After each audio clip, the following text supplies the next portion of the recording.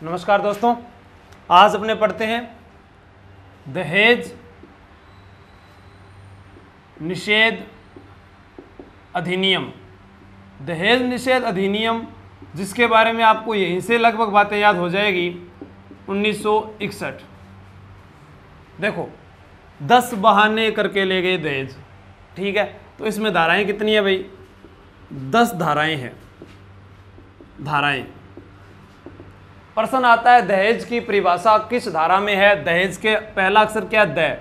तो दहेज की परिभाषा धारा 2। दहेज लेना एक अभिशाप है। इस बुराई को, इस कुरीति को दूर करना चाहिए। हर युवा का यह कर्तव्य होना चाहिए। 1961 कब लागू हुआ, कैसे क्या बात रही, उसके बारे में बात करते हैं। देखो, सबसे पहले बात करें तो सिंध प्रांत। दहेज होता क्या है? प्रत्यक्ष या अप्रत्यक्ष रूप से किसी अभिभावक द्वारा या लड़के के पिता द्वारा या लड़की के पिता द्वारा वर की ओर से वधु पक्ष को, वधु पक्ष की ओर से वर पक्ष को जो राशि दी जाती है उसे दहेज कहते हैं। सिंध प्रांत में एक अधिनियम आया जिसका नाम था लेती देती अधिनियम। लेती देती अधिनियम कब का है? 1939 का, ठीक है। क्योंकि दहेज के लिए प्रयास हुआ ही 1961 में जाकर प्रयास हुआ। अभी पहला तो दहेज चाल रहे हो। फिर केवल एक राज्य ने शुरुआत की, बिहार राज्य दहेज प्रतिषेध अधिनियम। दहेज प्रतिषेध अधिनियम ये है 1950 का। और उसके बाद में आया आंध्र प्रदेश राज्य दहेज प्रतिषेध अधिनियम, ये है 1958 का। यानी कहने का मतलब है कि इनके बाद में हमारी सरकार को थोड़ा सा ये हुआ कि हमें क्या करना है कि इस आंध्र प्रदेश वाले के बाद में कि दहेज पर रोक लगानी चाहिए, ठीक है। तब 20 अप्रैल 1959 को 20 अप्रैल 1959 को यह लोकसभा में भेजा गया। लोकसभा में भेजा गया, लेकिन संयुक्त कमेटी जो थी उसने इसको क्या कर दिया? अस्वीकार कर दिया। उसने नहीं माना इसको, ठीक है। तो 20 अप्रैल 1959 को भेजा गया। अब यहां पर बात क्या आती है कि 20 अप्रैल 1959 के बाद में अस्वीकार हो गया, तो पहली बार संसद के द्वारा जो संयुक्त अधिवेशन बुलाया गया था वो दहेज प्रथा के लिए, इसको रोकथाम के लिए ही बुलाया गया था। कब बुलाया गया? देखो, यहां 2 तारीख लिखी हुई है, 6 और 9, तो नोट कर लीजिए आप। साफ कुनाल कपड़ों के लिए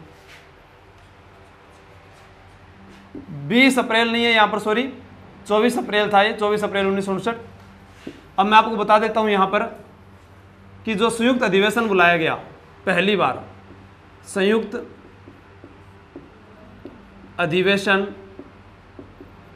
अधिवेशन जो बुलाया गया था वो कब बुलाया गया था? 6 व 9 मई 1961 को। संयुक्त अधिवेशन किस अनुच्छेद के तहत बुलाया जाता है? अनुच्छेद 108 के तहत, यानी 108 के तहत संयुक्त अधिवेशन बुलाया जाता है।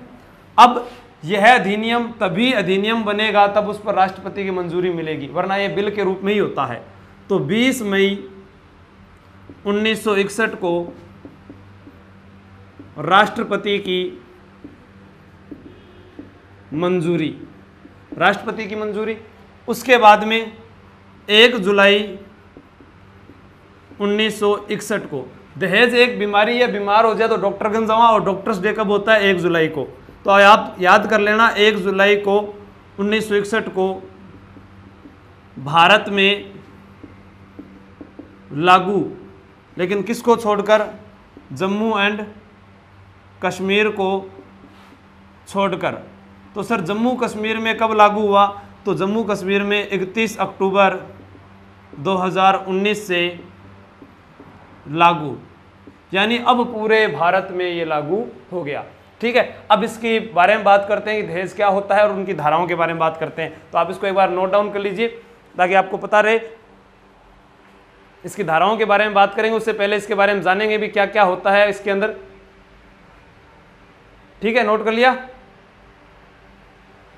तो देखो अब दहेज क्या है उसके बारे में मैं आपको बता देता हूं। दहेज परिभाषा जिसकी बात करें, जैसे धाराएं पढ़ते हैं हम अपने, धारा 1, इसमें संशोधन कितनी बार हुआ है? 2 बार। इस अधिनियम में संशोधन कितनी बार हुआ? 2 बार, 1984 और 1986 में। 1986 में 2 धाराएं जोड़ी गई, 304B 498A, और 1984 के तहत 1985 का नियम बनाया गया। 1985 का नियम जिसके अनुसार दहेज की लिस्ट अनिवार्य कर दी गई, यानी जो भी सामान आप दोगे वो अनिवार्य है। धारा 1 में विस्तार लागू, ठीक है, उसके बारे में। धारा 2 दहेज की परिभाषा क्या हो गया? प्रत्यक्ष या अप्रत्यक्ष रूप से दी जाने वाली कोई मूल्यवान प्रतिभूति या संपत्ति। गुरुजी संपत्ति तो समझ आया, प्रतिभूति का मतलब ये होता है जैसे जेवरात, प्रॉपर्टी के कागज, या इसमें अपने ये कह सकते हैं चेक, ऐसा कुछ दिया जाए वो प्रतिभूति में आ जाता है। ठीक है, अब यहां बात करते हैं कि दहेज, धारा 2 के अंदर अपने कि दहेज की परिभाषा तो होगी प्रत्यक्ष या प्रत्यक्ष। दहेज कौन कौन दे सकता है? वर पक्ष के द्वारा वधु पक्ष को, वधु पक्ष के द्वारा वर पक्ष को, दोनों रूप में से किसी के द्वारा भी दिया जाए, या किसी एक अभिभावक के द्वारा या रिश्तेदार के द्वारा जो मांग की जाए, वो सब इस दहेज में शामिल होता है। लेकिन दहेज में कौन सी राशि शामिल नहीं होती उसको और नोट कर लीजिए आप।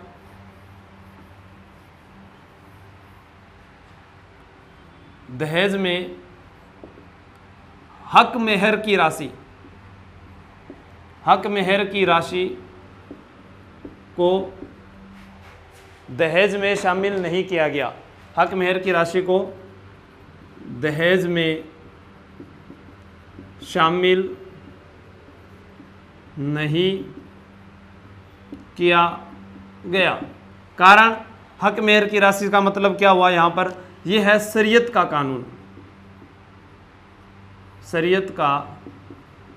कानून, यानी मुस्लिम पर्सनल लॉ। इसमें क्या होता है, जैसे मिराज हुसैन वल्द सलीम खां, उनके पिता का नाम क्या है? सलीम खां।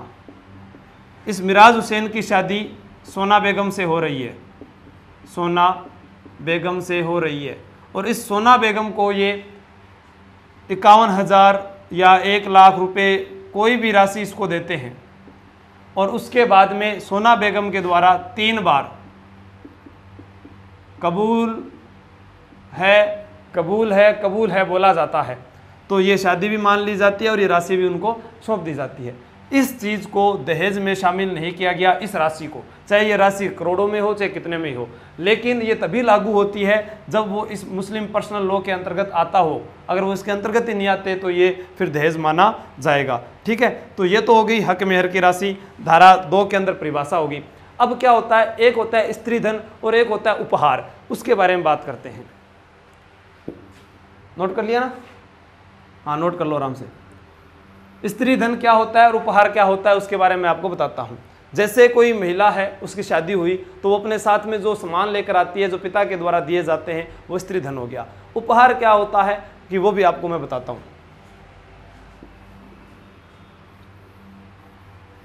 यानी जो कहते हैं ना कई बार है, आ थारे काकेर सासू की साड़ी है, आ थारे नंद बाई सा की साड़ी है, उन चीज़ों को उपहार यानी उसमें कहते हैं अपने। ठीक है,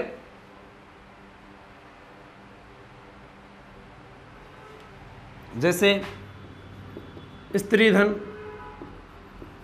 और उपहार। ये तो वो हो गया जो कीमती सामान लड़की के पिता द्वारा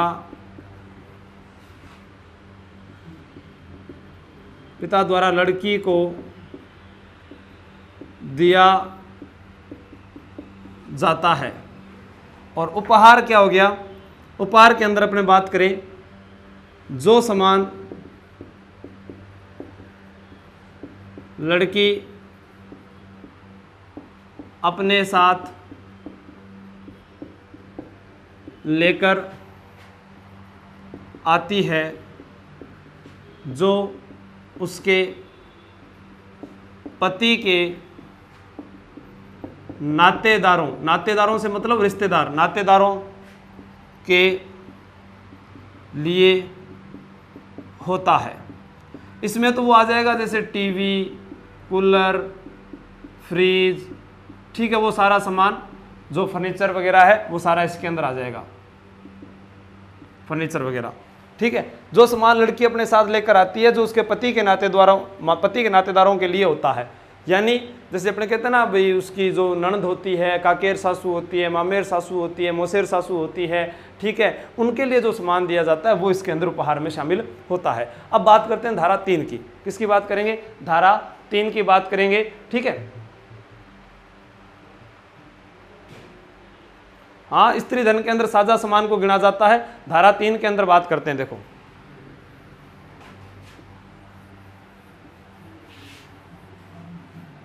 जो मुख्य धारा है वो आपको बता देता हूं मैं। धारा 3 में देखो ऐसे लिखा हुआ है ना 3, तो इसी 3 को इस प्रकार से लिख दो, अपराध। मतलब क्या हो गया इसका? दहेज देना व लेना अपराध है।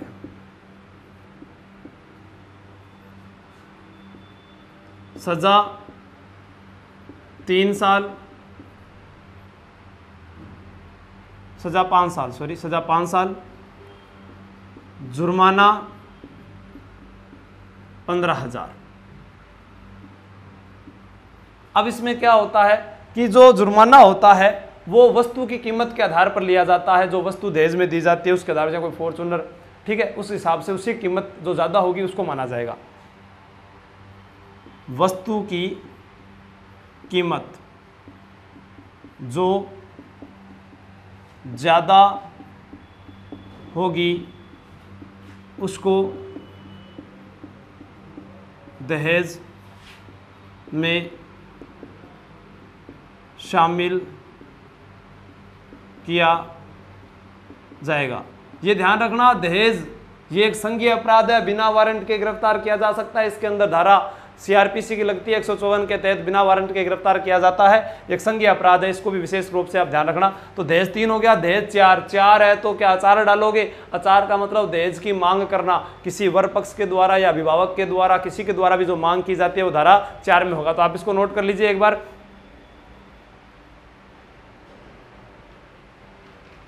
ठीक है, अब 4 के अंदर अपने पढ़ेंगे कि जो दहेज की मांग के लिए जुर्माना है उसके अंदर क्या होता है।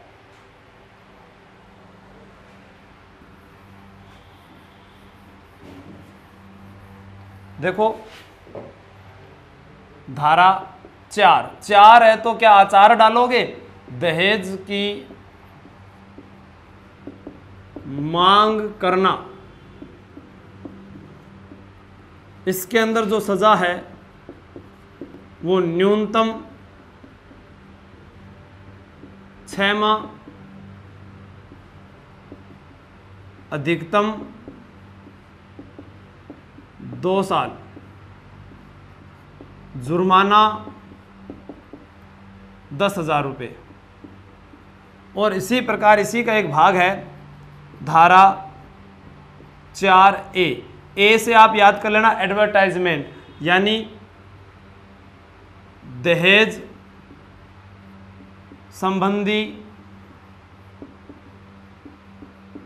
विज्ञापन पर रोक। अगर ऐसा कोई करता है, विज्ञापन देता है, तो उसको न्यूनतम 6 माह, अधिकतम 5 साल, और जुर्माना जो होगा यहाँ, जुर्माना 15,000 रुपये। जुर्माना कितना होगा? 15,000 रुपये होगा। इसमें एक चीज़ और भी होती है कि जो दहेज की मांग में क्या होता है, किसी माता पिता द्वारा या किसी नातेदार द्वारा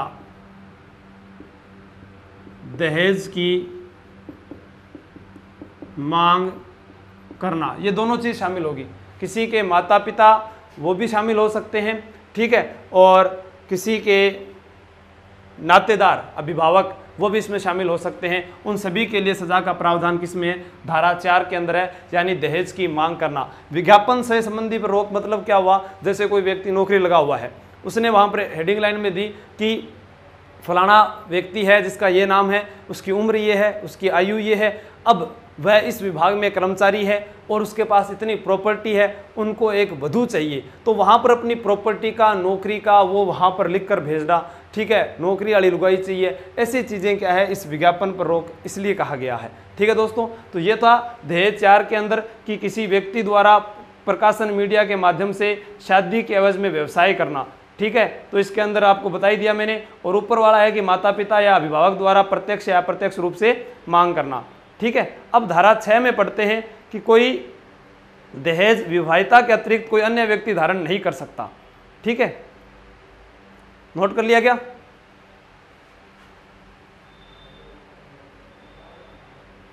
मतलब धारा 6 का मतलब होता है कि दहेज पर हक जो होता है वो सिर्फ और सिर्फ महिला का ही होता है। किसका होता है? महिला का। कोई भी दहेज जो है, मुख्य जो बात है बस अपने उसी के बारे में पढ़ेंगे।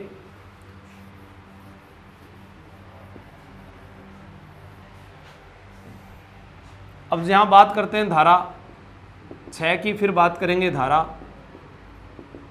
8 की, और धारा 9 और 10 पहले ही बता देता हूं। धारा 9, धारा 10 दहेज संबंधी नियम केंद्र सरकार बनाती है, लेकिन धारा 10 के अंदर दहेज संबंधी कुछ नियम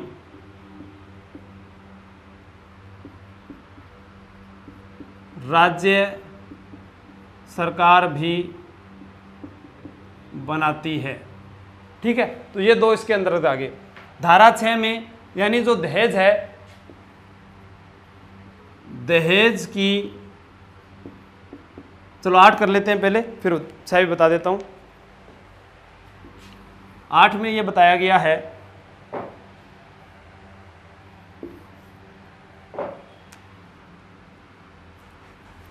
धारा 8 दहेज एक संज्ञेय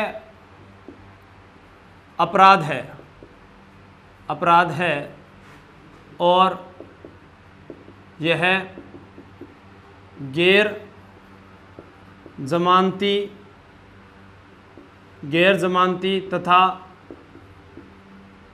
बिना वारंट के गिरफ्तार किया जा सकता है। और धारा 8 की ही उपधारा में ये कहा गया है कि दहेज निषेध अधिनियम के अंतर्गत दहेज प्रतिषेध अधिकारी की नियुक्ति की जाएगी। जैसा मतलब कि अपने पढ़ते हैं कि घरेलू हिंसा संरक्षण अधिनियम, उसके अंदर धारा 8 में जैसे संरक्षण अधिकारी की नियुक्ति है, वैसे ही यहाँ पर धारा 8 के अंदर यहाँ पर क्या लिखा गया है कि जो दहेज प्रतिषेध अधिकारी है उसकी नियुक्ति की जाएगी। ये दहेज निषेध अधिनियम के अंतर्गत है। तो धारा 9 के अंदर दहेज से संबंधित जितने भी कानून या नियम जो बनाए जाते हैं वो केंद्र सरकार का हक होता है, लेकिन कुछ प्रावधानों के अंदर राज्य सरकार भी बना सकती है, वो 10 के अंतर्गत है। 8 के अंदर इसे गैर जमानती माना गया है, बिना वारंट के गिरफ्तार। जैसे कोई लड़का है वो फोन करता है, सुनो ससुर जी अब जिद छोड़ो ना, ठीक है, भेजो फॉर्चूनर कार फिर ही आएगी बारात। उसी समय कोई अभिभावक किसी को फ़ोन करके थाने में इतला कर देता है कि वो दहेज की मांग कर रहे हैं, तब वहाँ पर अपने आप ही बिन बुलाए बाराती यानी जो मामा हुआ है भी अपना आप आ जाए और वो बिना सागे लेर चले जाएगा। बिना वारंट के गिरफ्तार सीआरपीसी की कौन सी धारा के तहत किया जाता है? बिना वारंट के गिरफ्तार, तो ये आता है सीआरपीसी, क्रिमिनल पेनल कोड की जो धारा होती है उसके अंदर धारा 154 के तहत गिरफ्तार किया जाता है। तो आप इसको नोट कर लीजिए, धारा 154 के तहत गिरफ्तार किया जाता है। और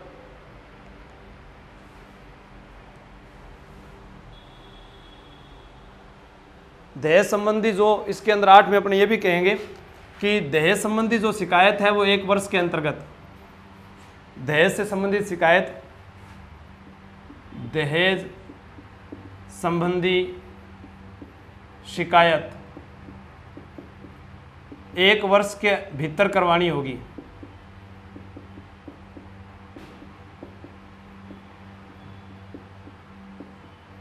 ठीक है, अब 8A वगैरह जो भी है, 8A की बी धारा या A के अंदर आप इसको नोट कर सकते हो। अब अपनी धारा बच गई सिर्फ एक जो है 6, फिर इससे अपने आईपीसी की धाराओं के बारे में पढ़ेंगे। ठीक है, नोट कर लिया क्या?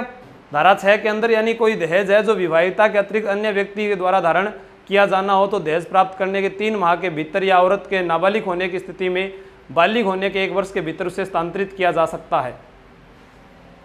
यानी अपने ये कह सकते हैं धारा 6 में कि दहेज पर जो हक होता है वो सिर्फ किसका होता है? महिला का ही होता है। काल न थे के दो भाई लुगाई मारी है और दहेज भी मारो है और लुगाई न थे 12 काट दो, तो जब तक वो पत्नी आपकी है तब तक वो दहेज आपका है। अगर उसको आप घर से बाहर निकाल दोगे तो दहेज ले जाने का हक भी उसको होगा, क्योंकि धारा 406 ठीक है स्त्री धन वापस न देने के लिए लागू होती है। इसके अंदर 3 धाराएं हैं।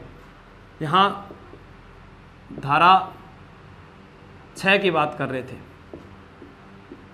दहेज पर हक विवाहिता का होता है। विवाहिता की मृत्यु होने पर दहेज उसके पुत्रों को सौंप दिया जाएगा। अगर पुत्र यानी संतान न हो, अगर संतान न हो तो दहेज की राशि महिला के माता पिता को सौंप दी जाएगी। ये धारा 6 के अंतर्गत है। अगर जैसे कोई महिला है ठीक है वो नाबालिग है तो क्या कि जो बिचौली हो यानी बिंगन भी स्थानांतरित कर कहाँ पा, ठीक है हाँ, तो आप इसको नोट कर लीजिए एक बार।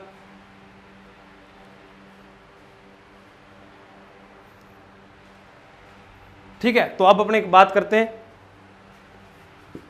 जो इससे संबंधित जो धाराएं हैं उनके बारे में। 2 मिनट की बात है और पूरा याद हो जाएगा। आईपीसी की जो धाराएं लगती है, दहेज से संबंधित आईपीसी की धारा, इसके अंदर बात करें धारा 498A। इसमें क्या होता है?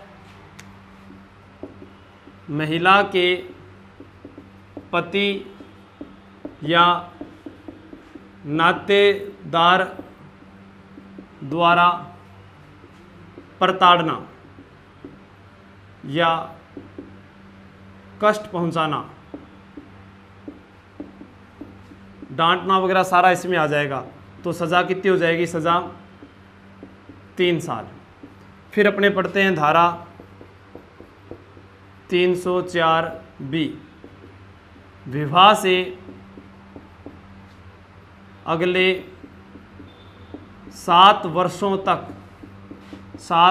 तक किसी महिला की मृत्यु हो जाने पर, देखो अगर कोई महिला है वो प्राकृतिक दृष्टि से अगर उसकी मृत्यु हो जाती है, जैसे कोई हार्ट अटैक आ गया या किसी दुर्घटना में, तो कोई दिक्कत नहीं है। लेकिन अगर दहेज के कारण उसे जला दिया जाता है या उसको कोई जैसे सांप ने यार खुआ दे या सिर मुंह पर सिराणु रख गया भी न मार दे या गला घोट कर मार दे या उसको प्रताड़ित करे या आत्महत्या का प्रयास करके उसको आत्महत्या से, कुल्हाड़ी के वार से कैसे भी हत्या कर दी जाती है, तो धारा 304B के अंतर्गत आता है। इसके अंतर्गत अपने और क्या पढ़ सकते हैं कि इसमें 7 वर्ष और आजीवन कारावास है। ठीक है, तो इसके अंतर्गत अपने पढ़ेंगे 304B के अंतर्गत न्यूनतम जो सजा है, न्यूनतम सजा 3 और 4 कितना हुआ? 7 हुआ नहीं, तो 7 साल। अधिकतम आजीवन कारावास, यानी लड़की की जिस तारीख को विवाह हुआ था उस तारीख से लेकर अगले 7 वर्षों तक किसी भी प्रकार से पति द्वारा या अभिभावकों द्वारा, उनके द्वारा, किसी के नातेदारों द्वारा अगर उसकी मृत्यु कर दी जाती है तो वे सारा का सारा एक अंदर शामिल होगा। यहाँ कोई नहीं, अभी अकेलो पति हुआ वो अज्ञात कारणों से हो जाता है। ठीक है, और ये तब भी होता है जब क्या होता है कि वो कहते हैं ना, अपने अभिभावक जो लड़की के माता पिता है वो अगर आपत्ति दर्ज करवाते हैं तभी ये होगा। अगर बछूरी तो मरेगी, अब कोई आपत्ति दर्ज नहीं कराओ तो सजा की न होगी। ठीक है, फिर लास्ट धारा है 406, धारा 406। इसमें क्या है? स्त्री धन वापिस न देने पर सजा 3 वर्ष, यानी ससुराल पक्ष द्वारा मांग की जाती है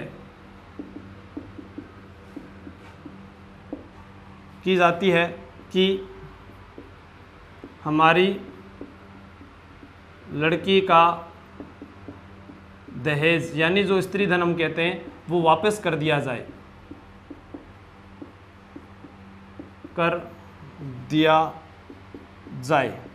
तो ये तो हो गया लड़के के ससुराल पक्ष। ठीक है, ये अपने ऐसे कह देते हैं लड़की के माता पिता पक्ष द्वारा, ऐसे कर देते हैं लड़की के माता पिता द्वारा मांग की जाए, और ससुराल पक्ष मना कर देता है, ससुराल पक्ष मना कर देता है तो सजा 3 वर्ष की है दोस्तों। ठीक है, तो ये आज की सारी बातें यहाँ पर कंप्लीट होती है। धारा 498 में किसी महिला या पति के नातेदार द्वारा क्रूरता या प्रताड़ित किया जाए तो सजा 3 वर्ष थी। यहाँ पर अपने बात करके गए कि स्त्री धन अगर वापस न दिया जाए तो भी सजा कितने वर्ष की होगी? 3 वर्ष की सजा का प्रावधान है। इसमें 2 बार संशोधन किया गया था 1984 में। जब 1984 में किया गया था तो मैंने आपको बताया है कि वहाँ पर उसके लिए जो धाराएं जोड़ी गई थी, धाराएं कौन कौन सी जोड़ी गई थी वो आप सभी को पता ही है। ठीक है दोस्तों, जय हिंद, जय भारत, और नेक्स्ट वीडियो में फिर मिलते हैं। नोट कर लीजिए इसको।